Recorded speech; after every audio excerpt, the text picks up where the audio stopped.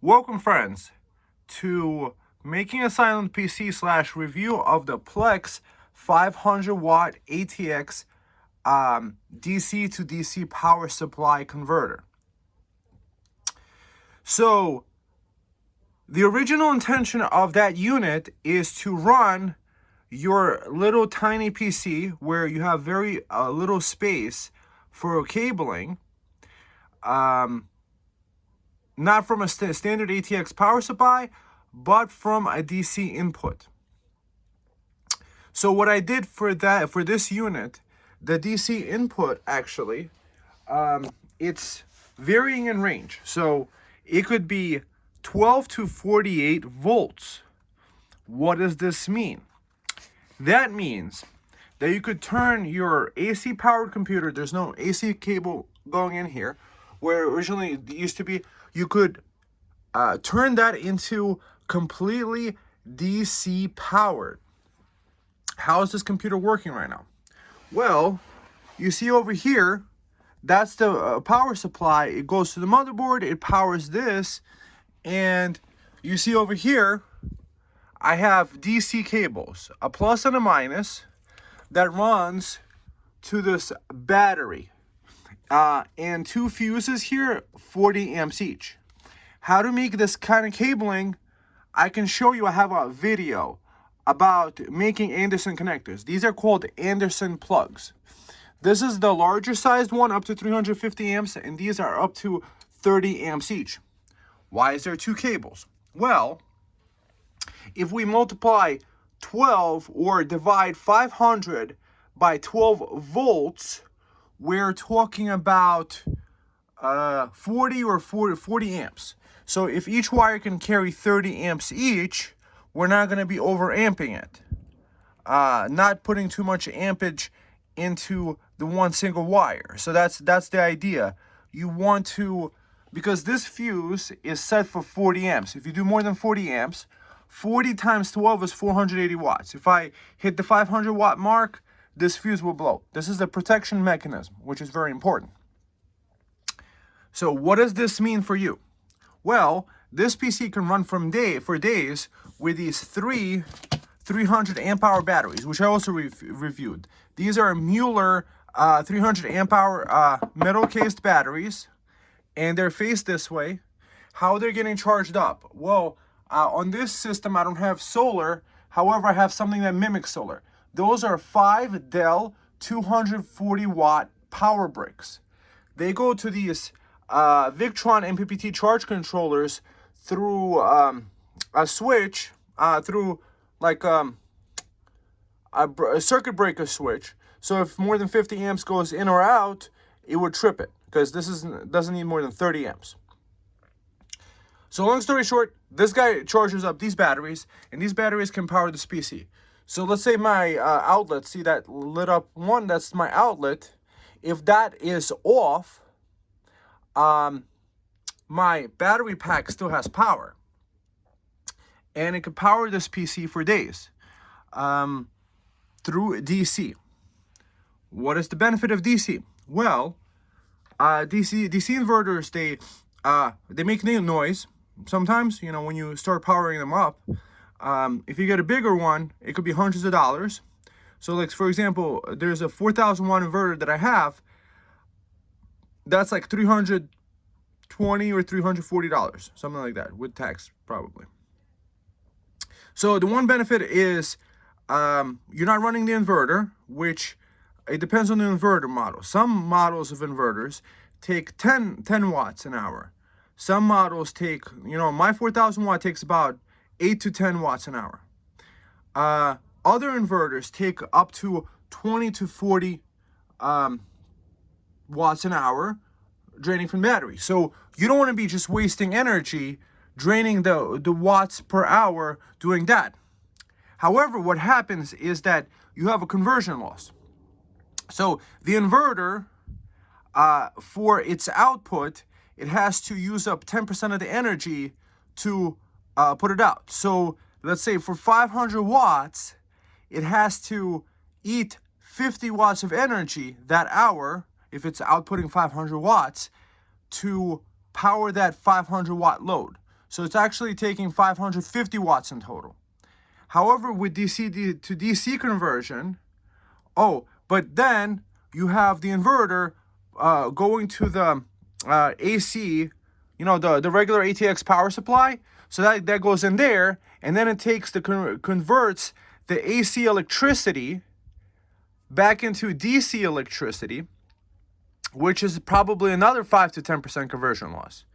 So converting the AC to DC. So here's what a lot of people do with backup power supplies. You're converting DC stored energy. Even if you buy a solar generator, it takes the DC stored energy, converts it to AC stored energy, and then you take the AC stored energy and convert it back to DC stored energy. And then you have to have the overhead of the inverter, which is 10 watts an hour, plus you have to pay the 10% conversion just in the inverter, and then another from the DC power AC. Long story short, here we just take DC power and we convert it to DC power at a minimal conversion efficiency. So we're talking about maybe a 5% difference. So instead of like a 10%, and you're not doing the conversion to the DC to the AC to the AC to the DC, you just have this. And this makes it a lot efficient. What can this support? Well, I would not run a 4090 or a 5090 with this. However, a 4070 class card, that's a 4070 Super. That takes up to a maximum 250 watts. This CPU over here, it's with a passive cooler. So this is a fanless designed cooler. So it just radiates the heat. So right now the computer is on, however, it's not putting a load on the GPU, so the fan isn't even on. So this is a completely silent system. And because that one doesn't have a fan, because we're not running the AC power supply, so there's no fan noise from here. So some of the benefits is it's higher efficiency, and you have the fan noise. And with a 4070 Super, I think you get the best graphic bang for the buck graphic performance as opposed to the 5090s, because those will take a lot more wattage and also generate heat, and you can't run them with a 500 watt. However, this guy you could, because this one is like 250, and then you have like a 250 watt overhead left over for the CPU. The CPU here is a 65 watt TDP. So if that's 65 watts and then you have 35, long story short, this computer idles at about 100 watts when I'm not powering anything. When I'm rendering a video, I'm probably using 200 watts. What's cool about this is that it's also a redundant power supply, kind of like a laptop. You unplug it from the power from the power cord. It continues being powered on. So the reason why I made this video is to show you the proof of concept. I've been using this PC for months. So of course, guys, just like with everything, a disclaimer, try this at your own. Obviously, be very careful with your stuff, and I'm not telling you to do it. I'm just telling you what worked for me and what works for me and how I did it. So created Anderson connectors and be able to run off DC power, I think, is really awesome, especially a full-size computer instead of just a laptop. Because sometimes you want that graphics horsepower of a full thing, and also a laptop, it won't be completely silent either because it has all those spinning fans on it. So I've had laptops, especially Intel laptops, that the fan ramps up and it's kind of like sounds like a little mini blower blowing on it. Here with a desktop PC, I'm able to put a fanless cooler, put a nice graphics card that has a lot of room to breathe into a nice big case, and not hear any noise too. Also, fanless AC power supplies, they do cost a lot of money too. This guy, I think, is about $120 at the HDPLEX website. Yeah, I'm going to link you to that too. So you will see that the computer is up here running perfectly well.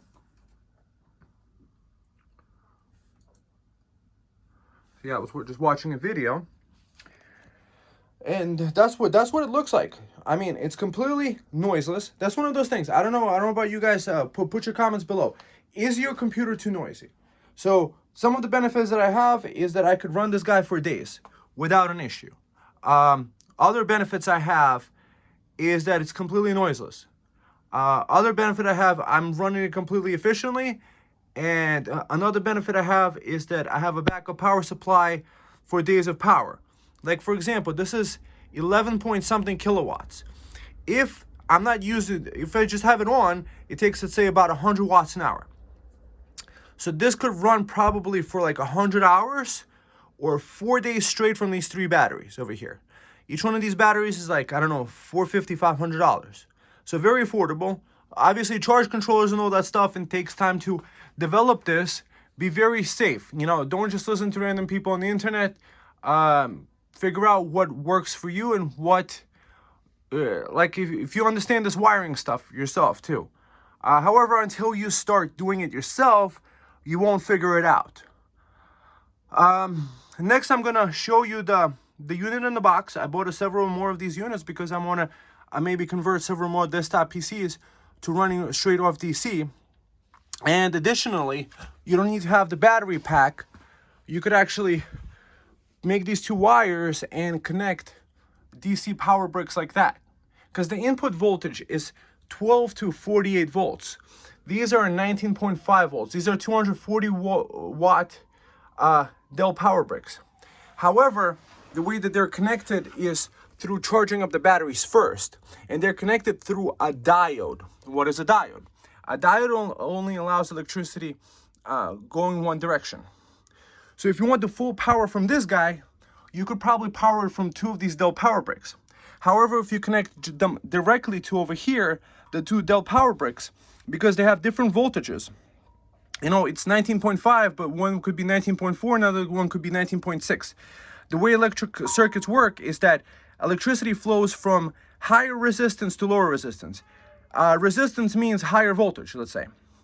So, long story short, these power bricks, they turn off if they sense other voltages coming back into it, and that might overamp it. However, if you put a diode, which I have over here on the input side over here, that doesn't allow one power brick to see the other one, and then you could use them in parallel. So you could actually run it from 2 DC power bricks, you know, which will max out at 480 watts. If you ask for more than 480 watts, the Dell power bricks, they would just shut off. Because they do have circuit protections. And what I like about the Dell power bricks is that they have UL listings and stuff like that. So a diode is, you know, I just connected it to the wire, kind of like figure out how to do it. They even have solar panel diodes and stuff like that. So diode here, and then you could run it off 2 bricks, technically. However, might as well just put the diodes into the charge controller and have a backup UPS for your server computer, for your desktop computer, for your gaming computer, and run it completely silent. The one thing you can't run completely silent is probably the graphics card. But the best way to mitigate it is to get one of these modern cards, like a 4070. This is a 4070 Super, and I'm a big fan of the Founders Editions, of the NVIDIA made ones, because they have the cooler design. I love the design, and I like that it doesn't have any light up stuff on the 4070 Super. And it's probably going to be close to what the 5070 does. So the 70 class of the card is what you want to do with this one. And with that 1440p gaming, you're probably out the ballpark. This computer renders my videos for my YouTube, so I barely even hear it. You know, most of the time this fan is off, doing most tasks, and it's completely silent. I don't have the CPU fans and stuff like that. So next, let me show you what you get in the box and how I converted it. And do this at your own risk, obviously. You know, you are hopefully somebody that can take responsibility for their own stuff. And yeah, I'm just showing you how I did it. And if you wanted to do the same thing, you can. If you don't, that's fine too. but this is really nice. I love having a quiet PC and not having all these extra fans running as much as possible. I mean, I have Windows fans. However, you know, I do need fresh air sometimes. So I have those running, and I just can't complain it because I need the air. Otherwise, my PC gets to breathe too, but it's completely fanless. All right, so let's get to the next step. So this is the unboxing of the unit. I bought several extra of these from the HDPLEX website because you never know. I think it's about 100 and change in dollars, US dollars, I guess. So this is what you get out of the box. You get all the cabling you need for connecting your power supply. This is PCIe card. Oh, I think this might be to your video card. Motherboard cable, a whole bunch of screws. These screws I haven't used. So I guess 1, 2, 3, 4 SATA cables. So 4 SATA cables, motherboard cable. It looks like 2 PCIe ones. So one of this is for the CPU. Okay, so CPU EPS. So this is the wiring diagram. It's on their website for the HDPLEX. I just printed it out because I'm gonna need to be converting it. So this is the part that where we want to be very careful with this cabling over here. You see ground, that means minus. It looks like this is plus. So how do we look at this? We look at this cable over here like this, and we see that the top cables is all pluses, or is all minuses, right? And the bottom is all pluses. So you just separate this, cut this cable over here, add your plus to this side and minus to this side. Just looking at the actual wiring diagram. You see also the little rounded square over here to that. And that's it. I mean, it's kind of simple. Like, you know, oh, okay, so this whole line is supposed to be plus, and this whole line is supposed to be minus. So on this end, I'm gonna connect 2 Anderson 10 AWG cables. Why 10 AWG cables? I'll link you to Amazon below, so you could get the same cable I use. Is because of the ampage. With electric circuits, you don't want to put too much amps. You don't want to put too short of a wire, because when you put too much energy through the wire, it's called amps in circuitry. When you put too much amps through a wire that's not designed for that wiring, or you could just skip that whole part and just get this Dell 330 watt AC adapter. But you won't get the 500 watts because 330 watts is not enough. My way is technically you could actually get the whole 500 watts and you could use that as a backup power supply. But if you just got the Dell one, you could just plug it in right here and then you're done. So for those that don't want to do like any of this modification, you don't have to.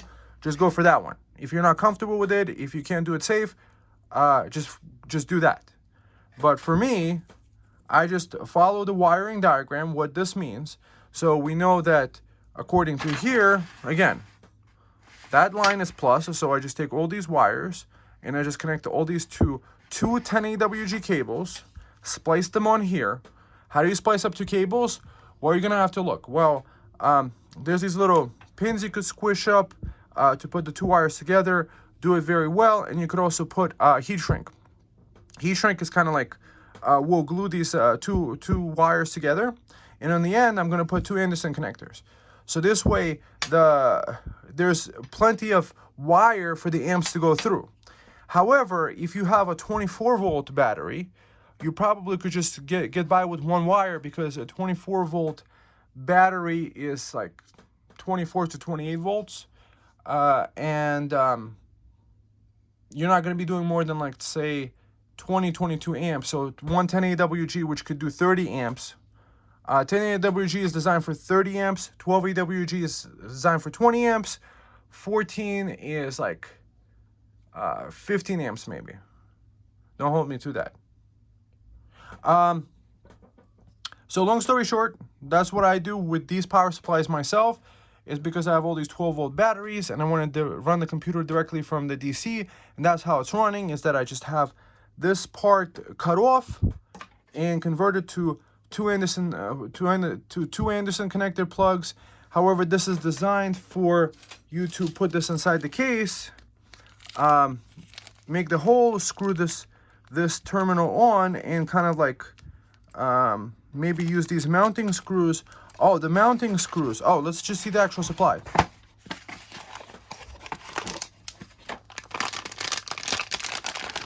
I apologize if it's long-winded. However, it's like if nobody else is explaining it, make your own better video if you can do it. So this feels definitely like high quality. So let's just see. DC in. Boom. That's this wire over here. Let's see. CPU. Motherboard is this wire. Okay. That snaps on. That's nice. So it takes variable voltage from in here, and it converts it to all the voltages you need for the CPU and power supply. So it looks like this guy, this red cable, plugs into here, and this cable plugs into here, and CPU cable. I guess this is a CPU cable, because that kind of makes sense. It's a red one. I don't know, is it missing one cable? I'm gonna quickly check, because it looks like you could have two red cables here. PCI Express. So it's kind of fine. I mean, it does have two for a dual card. If you want two of them, I'm not sure if you have a second wire over here that's supposed to be there. So I quickly checked into it. This box has only one of these cables. Perhaps I should contact the company and have them send me over this extra cable over here, because you know you're supposed to have this in the box. Because the computer that I just showed you, where I ordered that unit first, and it's been working for months and really well, I had both of these red cables. But in this box, we just opened it up as I got it, and I just checked another one, because I ordered 3 extra units. I have a lot of computers, so yeah, you only actually get one of these cables. However, if you probably look, this is probably a standard cable that you could borrow from an ATX power supply, from one of those, or probably order on Amazon, probably a PCIe cable, and just use that. So HDPLEX, be careful with your units, or you guys decided to cheap out on this one? I just feel like the kit isn't complete, and that's a -1 for rating for this unit. I mean, I got 3 of the same units. Second box, maybe the third one has both of the cables, but it just seems like you guys forgot to put an extra one of these cables, because every other cable is there. So long story short, the way that I have my graphics card connected is I have 2 individual cables, 2 red cables. I just checked 2 of these red cables to convert to a 2-to-1 converter, because the RTX has a different kind of like a graphics port. So you would connect this to an adapter cable. I mean, you could just connect these two. However, to be more safe and not send too many amps, like you never want to send too many amps through a graphics card. You'll probably be fine with this one. However, if you have both, it's probably a better idea, because this way you could give the graphics card the full power. But if your graphics card just requires just one input cable, I mean, you'll be fine with this. I'm gonna have to contact the company about that. So the HDPLEX, I like that it has variable input, and yeah, I'm gonna come back to you after I splice on an Anderson connector, and I'll show you how that looks like. So again, that's the chart. See how it's connected? Look, you got to make sure that it's connected the correct way. With DC wiring, it's pretty simple. There's a plus and a minus, really. There's no like extra. There's like not three prongs like the AC electricity does. So I actually feel more safe with DC anyway. And plus with 12 volts, it's not too much. So why am I splicing on two cables? Because I use 12 volt batteries. If you use 24 volt, it says 12 to 48 volt input. My question then becomes like this: is it really 12 to 48 volt input, or is it 12 to 51 or 52 volt input? I'm not even sure, because how do batteries get installed? Does it mean 12 volt nominal, or does it mean because to charge a 12 volt battery, for example, you need to send 14.4 volts. 14.4 times 4 is like 56 or 57 volts you need to send charging wise into the battery, and that's when it's completely charged up. And then it becomes like a 51.2 volt battery when it's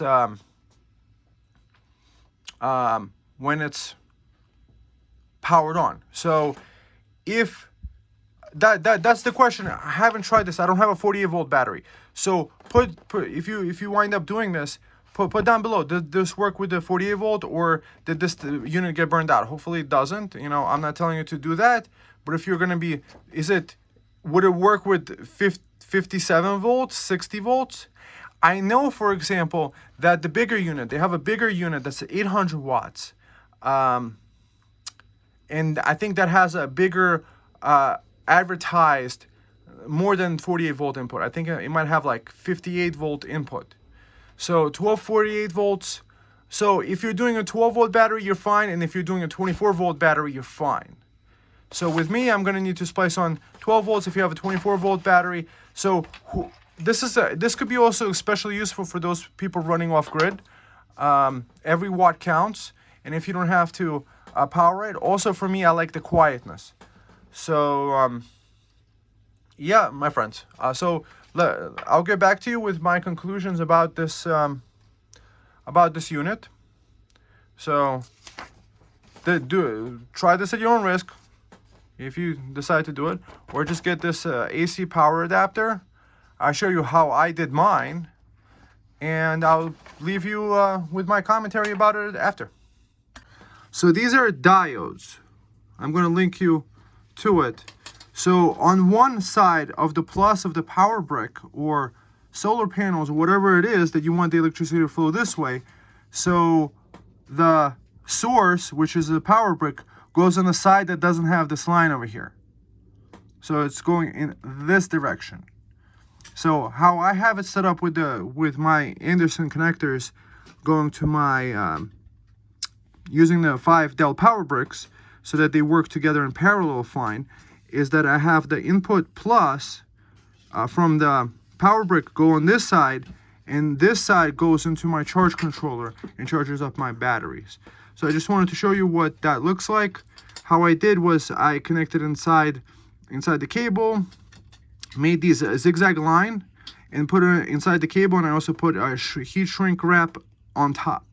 So you know, be careful when wiring this stuff. Check your heating temperature. You know, I'm giving too many, I guess, disclaimers here. However, I hope you guys, you know, understand this is America. You know, some guy on the internet told me to do something. I didn't tell you to do anything. I'm just telling you what I did, and this is for informational entertainment purposes only. I just figured those people that want to learn something, here's what it is. All right, friends, so the cable is done. I decided in this situation to just make one cable and then connect. Let's say I do want to use 2 wires. I can use one of these adapters. You know, it's already a pre-made one. Anderson is more expensive, so you might have a few questions, right? Doesn't like all those laptops and all those other things, don't they use those round barrel plug connectors? Yes. However, we have to also understand that every connector is not made the same. So what's beautiful about the Anderson style connectors is that, you know, they have a really nice contact, and these connectors are not cheap, by the way. A set of two, like, you know, a plus and a minus, plus the two metal contacts on the inside, it's about $2. So you make 10 wires, you spend 20 bucks. This cable, I think over here is, I think, between $14 and $18. But if you multiply 2 times 2, you know, there's at least $8 worth of product in here. So those round ones, you know, the little circular ones, those are 5521s and 5525 cables. So those are not designed for more than 5 amps. What we have here, you know, if we divide 500 watts by 12 volts, we're talking about 40 amps. 40 times 12 is like 480. So 40 amps. 10 AWG cable is maximum rated for 30 amps. And these connectors, when it's on this end, it's 10 AWG cable. It's nice and thick. This is designed for up to 30 amps without an issue. And the 12 AWG this on this end is designed for about I think 20 amps. 30 to 20. This is 12 AWG. So, and this connector is designed for up to, depends on the connector you use, between 30 and 45 amps. So the way Anderson describes this one as a 45 amp connector. So the way this cable is designed is that, let's say I connect this guy, and this guy can handle up to 45 amps, and from these two ends I could do 20 amps and 20 amps, or 15, 15, and 15, something like that. Connect multiple sources. I didn't need to have a long ass cable over here. And also for the Anderson cable, I have by the way, an Anderson connector guide where I link to all the, you know, parts you need to crimp on these connectors. However you do it once. Amateur ham radio operators, that's who I learned it from. They have their equipment set up to be able to connect easily through this. So they're able to run their stuff from quickly connected and disconnected. So I have a whole Anderson wiring guide. I just sent an email to the company. I'm sure they're going to send me another wire. So regarding this, you know, if it's a low power GPU, it's probably fine. I would probably be even comfortable running my 4070 Super from this, because that doesn't really pull more than 200 watts. However, I prefer if I had a second cable. The more cables you have running, the less resistance you encounter, the less heat, like, you know, heating up of the wires. So I'm not going to fault the company for not sending the wires. I'm sure they're going to make it right. They have an office, you know, according to their website, I think one in California. So I just sent them a video about that. And yeah, this is the connector I decided to make, because the other one is a 7405. It's a bigger round one. It's like, you know, we have the standard ones for like routers and stuff, because routers don't take like more than like 3 amps. And we're talking about dozens of amps. So this is the kind of connector that you want. The way mounting points work, it does come with these long screws that you could mount right through it. See, like you could see the other side. So it looks like 4 mounting points. You could use it that way. How I have it mounted in my system is I actually used some of these. Actually, you could put a regular computer screw on. So I had a place on my case where it was kind of like an intersection between the metal cases, where I found like a hole like this and a hole like this, and I just put a screw on, and it kind of stays there. That's how I have mine's set up in my PC case. The PC case is called the Cube 500 QUBE by Cooler Master. It's I believe the best case to build in, at least especially for newbies, because it's comes in a flat pack, and when you first start out, you put the motherboard on, and you have the 4 sides not put on. You put it on later. So the motherboard, then you put the, so it's easy to access all the things to do the wiring, which is really nice, which I like about it.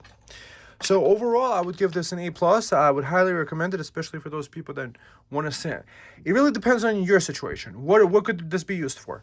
Well, if you're running off grid, you want the highest efficiency possible.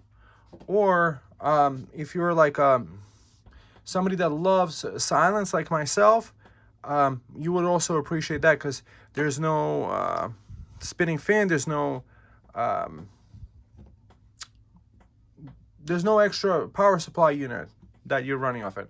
Also, there are some people that come to believe that when we use AC electricity, the wall socket outlet electricity is what we have is called dirty electricity all around us.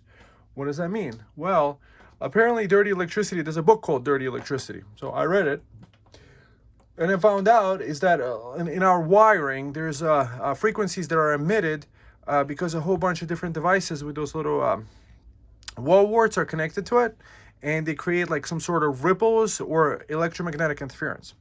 Long story short, there's a guy called Setzer Electric, and if you call him directly, you could order the 12-pack cheaper than you would ordering it online. I learned about him from Mercola, and after learning about the dirty electricity, so long story short, he has a little meter you could plug into your power outlet, and it shows you Stetzer units, whatever units it measures of the dirty electricity.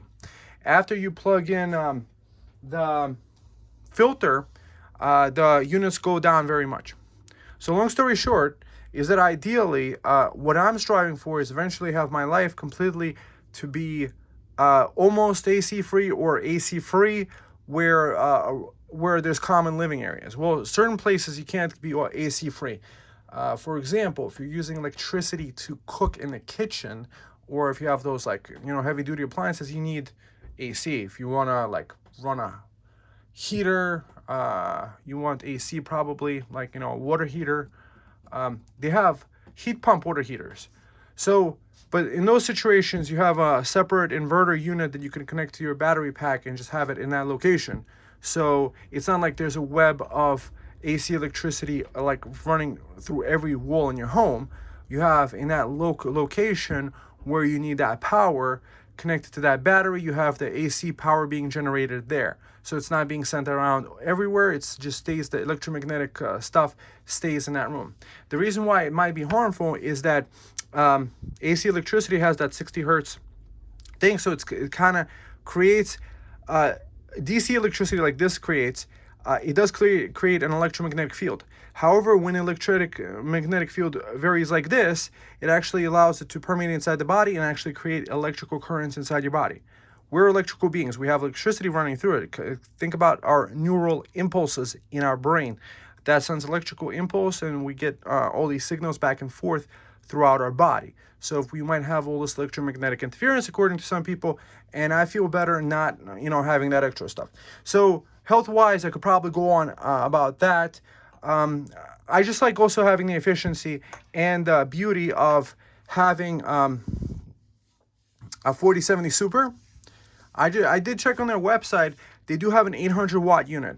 You would actually just has 2 input plugs. So technically you could run it off a 12 volt supply, not sure. It might be 12 to 61 volts or something like that, or 67. So it just has 2 of those plugs. So that's kind of cool. That's convenient. You could technically run 4090 from DC electricity directly. So if you want to do some AI computing and all that other good stuff from a 4090, 5090. However, with me, personally, 4070 Super with a 3700X processor, X570 motherboard, it runs perfectly. And I'm not drawing more than 200, 250 watts. So I'm not overloading this power supply. It handles it perfectly. And I have the great graphics capabilities to do my DaVinci Resolve editing. I'm happy about that. So you already saw the unit working inside my PC. You saw me how I connected this Anderson connector and connecting it to the battery and stuff like that. Check out my Anderson videos. So I'm going to link you to this unit below. Unfortunately, it's not available on Amazon, I believe. Or I was linking you to Amazon. Maybe there is something available. Maybe they have it available now. I don't know. However, I'll just link you to their website. I'm not an affiliate. I paid for my stuff myself. I'm an enthusiast just like you guys. So I hope you guys enjoyed the video. So thumb up, subscribe, and see you in the next one. And check out my other videos. Bye.